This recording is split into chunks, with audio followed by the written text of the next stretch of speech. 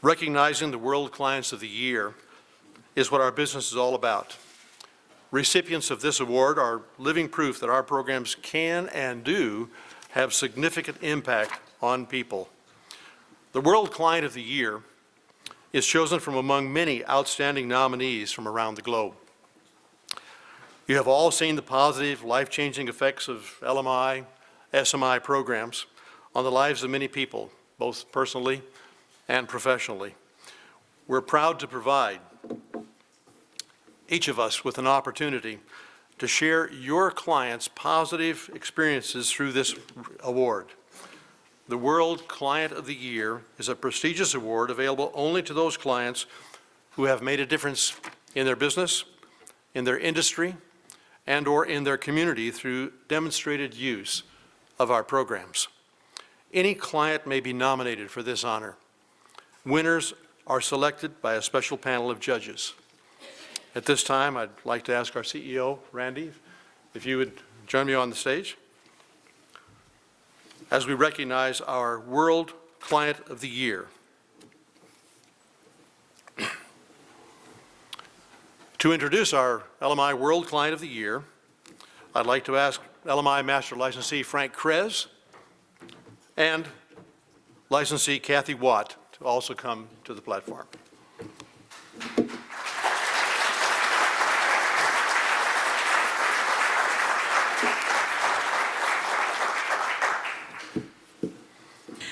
I'm very pleased to introduce to you this morning the former CEO of Beaubear Credit Union. Just 2 months ago, or less than 2 months ago, Andy took a new position. However, for the last 4.5 years, I've had the privilege as a licensee with LMI to work first with Andy and his senior managers and then his entire team at the Beaubear Credit Union. He's going to tell you what the community of Miramichi is about and what Beaubear Credit Union is about, and we're honored to have you here. I'm especially honored, Andy, although I'm scared to death to have to follow your presentation. So please welcome Andy Richardson.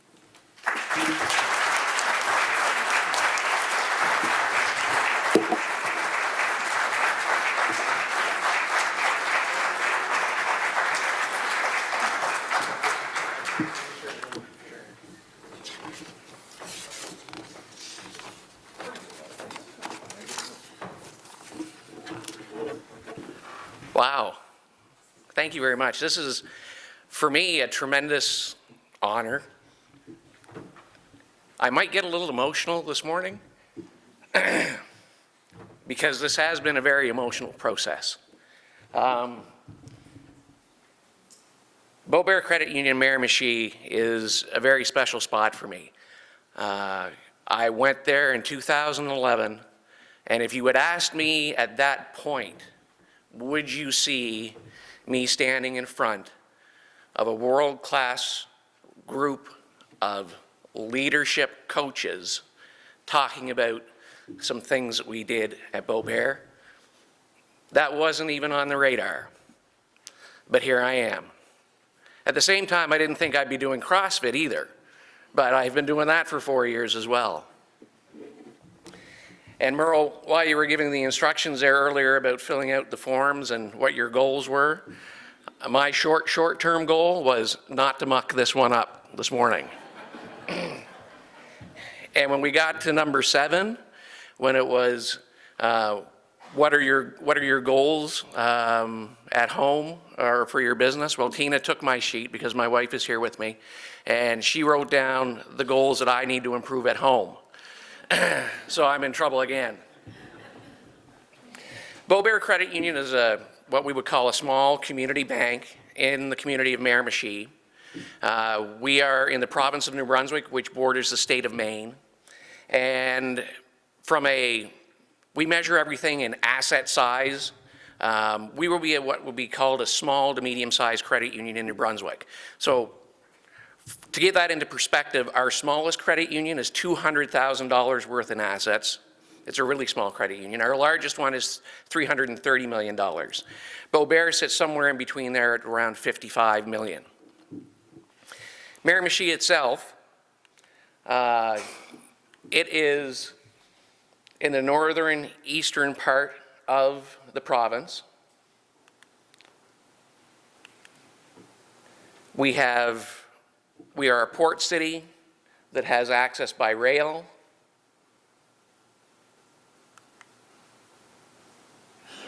Our major manufacturing industry had been forestry, and in the city of Miramichi during the 2000s, we had 4 mills operating in that community. By 2005, none of them were operating. We also have the Miramichi River, which has been renowned for its sports salmon fishery. And during the 50s and the 60s, we had Joe DiMaggio and Ted Williams and their friends coming up to Miramichi to sport fish quite regularly. It was an industry that brought into the region, in today's dollars, roughly $1 billion annually, and that industry has dried up. We are also known in New Brunswick as the city of festivals in New Brunswick, and we have a festival going on pretty well every weekend in the summertime, trying to develop tourism, and we are the unofficial capital, Irish capital of Canada. And we're very proud of that, by the way. Our favorite animal is the moose. Now, we have a huge population of moose in New Brunswick, especially up in our area, and we liked that animal so much that in 1904, we put 4 of them on a barge and sent them to Newfoundland. Newfoundland's not really happy with us right now because they have 300,000 of them. So if there's any Newfoundlanders in the room, I apologize now on behalf of Miramichi for the pain that you go through, because they're big animals and they do not have any predators that they're afraid of. So they have the ability, and they do quite frequently, walk out in front of automobiles and trucks. And that's not a pretty thing. Now, Miramichi itself, we have a population of roughly about 17,000 people. The average home sells for about $108,000, and the average household income would be around $44,000 a year. When you look in the grand scheme of things, culturally, we are diversified by 4 different cultures. There is a predominant Irish and Scottish culture in the area. We have a strong French-Acadian culture in the area, and we also have a strong First Nations culture in the area. So it's a fairly diverse group of folks. And really, it is a fantastic place to live. I've lived in every Atlantic province in Canada. There's 4 of them, more than once, and this has to be the best place that I've lived so far. And I've lived in large places, like in Halifax, which would be the largest city in Atlantic Canada, to a small little outport down on the south shore of Nova Scotia that would have a population of about 300 people. So what is a credit union? Well, essentially a credit union is a community bank. We are not for profit. We do have to make a profit to meet regulatory guidelines so that as a financial institution, we can ensure that our depositors are safe, their deposits are safe. But what we do differently than a regular bank is that we put our excess profits back into our community. And we do that through different means, mostly by donating to community organizations and causes. So that entrenches us really as a community organization. So we have a strong responsibility to community. And our customers are our owners. A bank, some of their customers are their shareholders. Most of them are not. But all of our customers are owners. Our board of directors is a volunteer board. and our profits remain directly in our community. And we're intentional about developing our community, and we're intentional about educating our members. Now, one of the things that we do in, of course, financial services is we like to measure a whole bunch of different things. So in the province of New Brunswick in 2014, the gross domestic product for that province was nothing. We didn't grow at all as a province.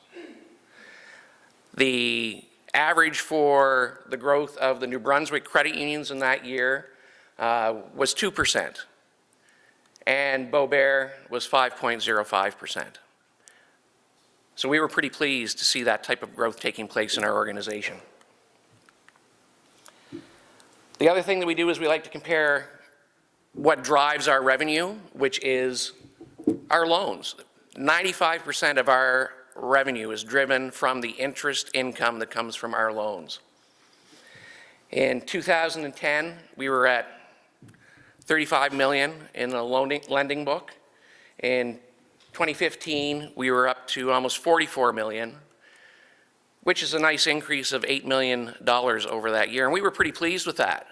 But what we were seeing is that, gee, our income is dropping. And why is that happening? Well, we decided to look at what our average rate on our portfolio was that we were getting a return. In 2010, it was 6.33%. And in 2015, it was 5.28%. So it's a difference, a negative difference of 1.05%. So that was concerning to us. And that's why we were seeing, even though our loan portfolio was growing, our total revenue was dropping. Our margins were getting squeezed. We needed to make a change in how we did things. The other thing that we looked at was, what does it cost for us to earn a dollar? Well, our major competitors, which are the banks, and they're 90% of the market share in Canada. We're the mouse, they're the elephant.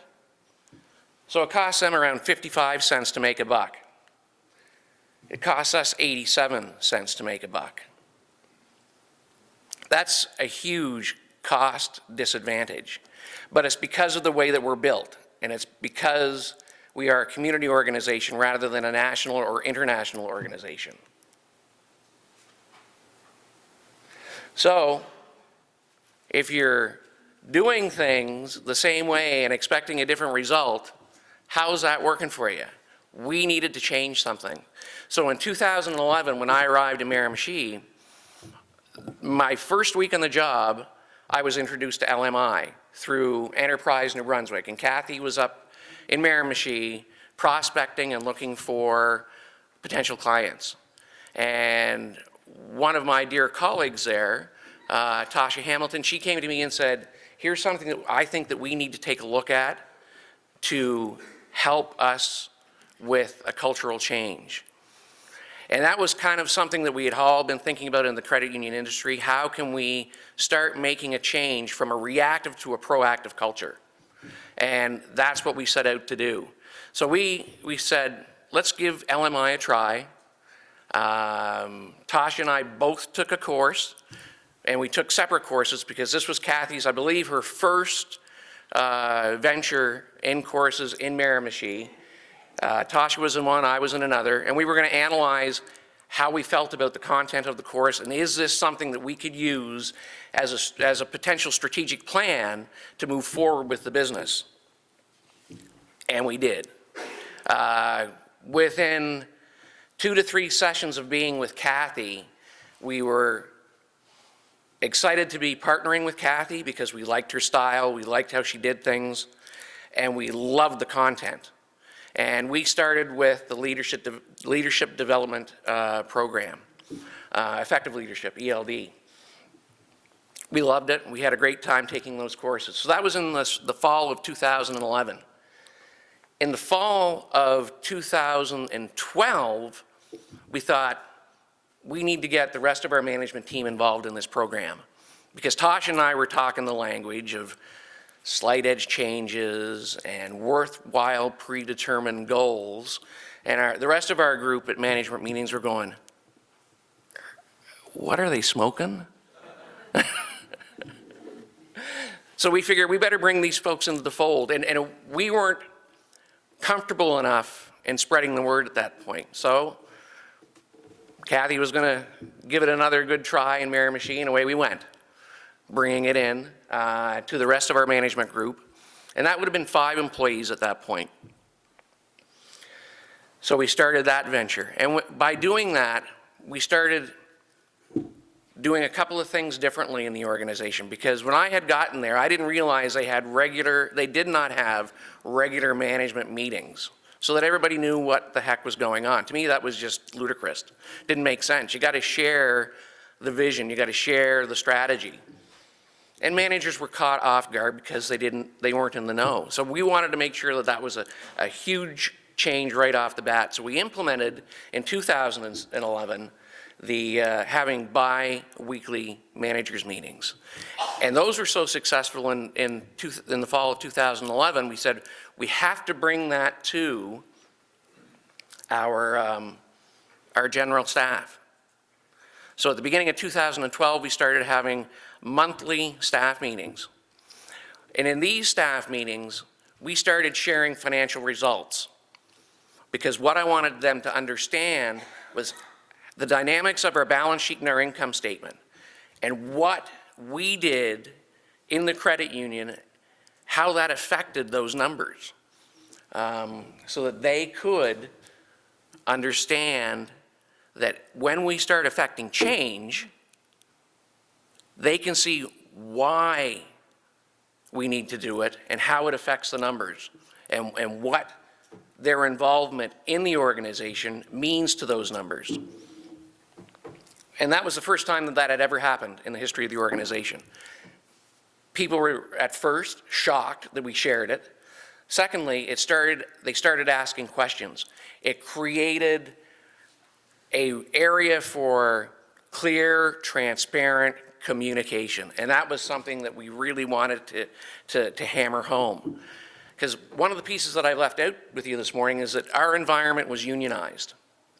And in the history of the place, they had some CEOs that really weren't people. So they had to do something. Thank you, Kathy. You could tell my tongue was starting to stick to the roof of my mouth, didn't you? And that's not because I was out last night enjoying Crown Royal, by the way. That'll be tonight. So we really wanted to break the old management union thing, and we did. And what was really unique about this is that in 2013, we had a union negotiation for the new contract coming due. Now, in the years past, what that would cause is probably about 6 months of union and management and lawyers sitting around nitpicking at stuff. Because of what we put into play in the first 18 months, we negotiated the contract in 3 hours.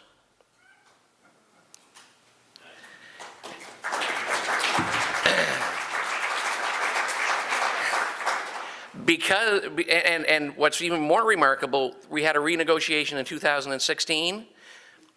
We did it in 56 minutes.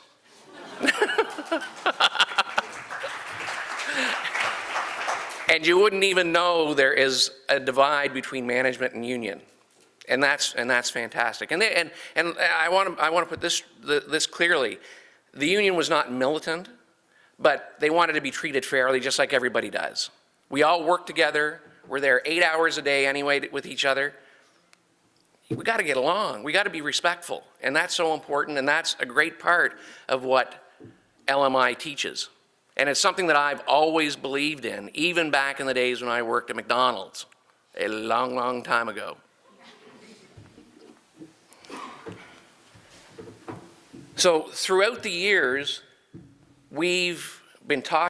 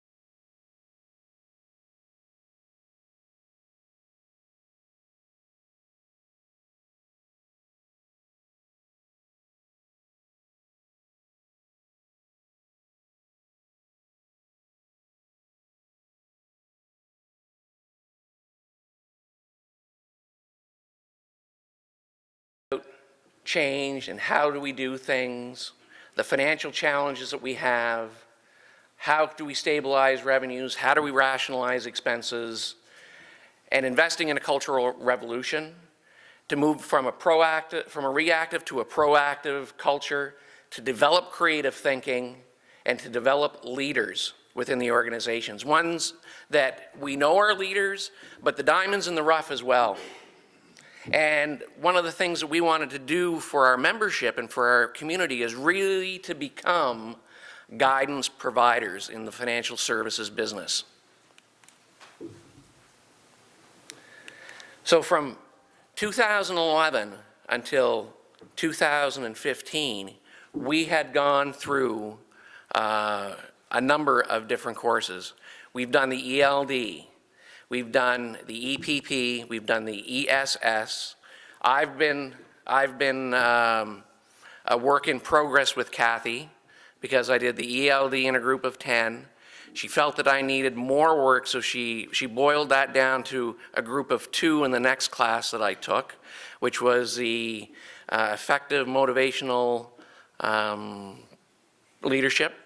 And because I did so well at that one, she said, we need to go one-on-one because you're a work in progress, Mr. Richardson. And then we did the effective personal leadership program. I barely passed each one of them. That's why she really took me under her wing. But the things that we did was we wanted to start to talk about what's our why, bringing back into reintroducing visions and missions. Those are never talked about, rarely in corporate financial headquarters. And when they are, they're a long diatribe of 2 or 3 paragraphs. Nobody knows what in the hell that CEO was talking about. And it makes no sense down at the ground level. So we developed our own. We have our public one, but in the organization, we boiled it down to making you money and saving you time. And we wanted to be recognized as a respectable, viable options to the banks and to understand our market and what affects us.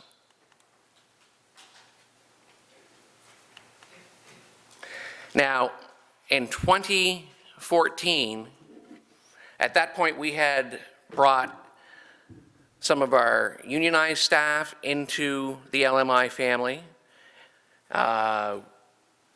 We were seeing a lot of great creative change happening in the organization where people weren't giving you the corporate standard answer. If you asked them a question, they were actually thinking about it and giving an honest answer. They felt that comfortable. One of the things that we really came to light in 2014 and what we had to plan for was that we knew we had to rationalize our organization. And that was something that was going to be very, very difficult because we had a team that we just adored, everybody in the organization, but we knew that we were going to have to cut some staff because our expenses and the squeezing of our financial margins were causing us to become less profitable, and it was getting to become a critical mass position. So thankfully, with the training that LMI gave us, we were able to we had developed the confidence and in the understanding and in the belief of what we were talking about within the organization to say, we know we have to make a significant change. We know that it may actually interrupt the motivation that we've built over the last 4 years, but we have to do it if we still want to be a pillar of the community and we want to save jobs within the organization. So we went out and took our goal planning system or goal planning sheet, the GPS, which Kathy calls it, and really it's true, it is a GPS. And we wrote out that we needed to reduce our HR costs by $100,000. We went through the process of the pros and the cons, the things that were going to affect our staff, and established a plan of how we were going to work through that, and then relay it to the staff. And on February the 4th, 2015, we had a general staff meeting where we announced that change. And it came as a shock to the staff. They knew something was going to have to happen, but not to this magnitude. What was really neat is that when we announced this, the union went away. They weren't happy, and the staff weren't happy, we could tell, but it wasn't the reaction that we thought. Within 4 days, we had 2 staff members come to us and say, "We have an alternative. Would you look at it?" And I went, "Yes, of course I would. This is awesome." Because we, as an organization, had the obligation of honoring the contract, and of course with seniority, sometimes that means that people aren't going to be placed in the correct jobs that they should be. And the union came back and they recognized that. And they told us, if we do this, this, and this, and still save the same money, would you do it? And I went, yes. That's what I really was thinking to begin with, but I couldn't do it because of the contract. And you guys, with your creativity and understanding the LMI process, came back to us. It was a huge win. Our financial results for 2015, we saved more than 100 grand, which was fantastic. We've also had everybody that is a full-time employee go through at least one LMI course.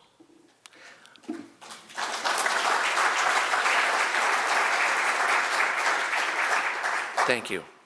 And that is so positive for the organization. We've invested probably close to, anywhere between $150,000 to $200,000 over 4 years. In our industry, when I talk about that to my colleagues, they look at me as if I have 2 heads. I don't care. I get that a lot. But it's really impressive and amazing to see how these people have changed and developed.